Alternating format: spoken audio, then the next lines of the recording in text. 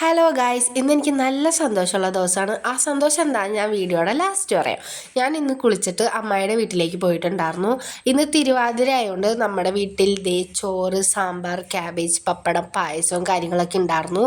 തിരുവാതിരയുടെ എല്ലാവരും നൊയമ്പും കാര്യങ്ങളൊക്കെ എടുത്തിട്ടുണ്ടായിരുന്നു. ബട്ട് ഞാൻ നൊയമ്പ് എടുത്തിട്ടുണ്ടായിരുന്നില്ല.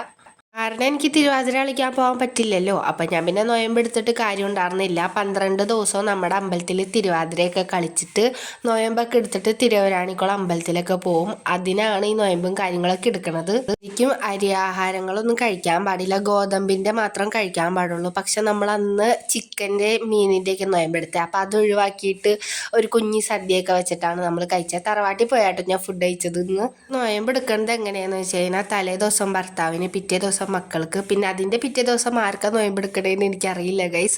അമ്മയൊക്കെ നൊയമ്പൊക്കെ എടുത്തിട്ടുണ്ടായിരുന്നു, പക്ഷെ നമ്മൾ എടുത്തിട്ടുണ്ടായിരുന്നില്ല.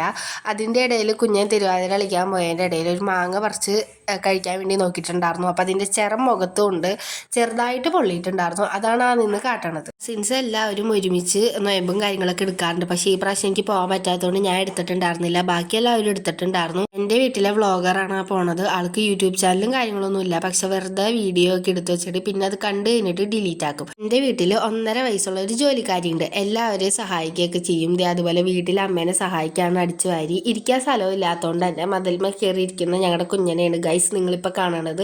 ഞാൻ നേരത്തെ പറഞ്ഞ സന്തോഷം എന്താണെന്നല്ലേ, ജനുവരി 27 വരെ ഞങ്ങൾക്ക് ലീവ് നീട്ടിയിട്ടുണ്ട്. കർണാടകയിൽ പൊങ്കലൊക്കെ ആയതുകൊണ്ട് തന്നെ 27 ക്ലാസ്സിൽ കയറിയാൽ മതി എന്ന് പറഞ്ഞതുകൊണ്ട് തന്നെ ഞങ്ങൾ സന്തോഷത്തിലാണ് ഗൈസ്. അപ്പം ഇന്നത്തെ വീഡിയോ ഇത്രയുള്ളൂ. അപ്പോൾ ഓക്കെ, ബൈ ഗൈസ്.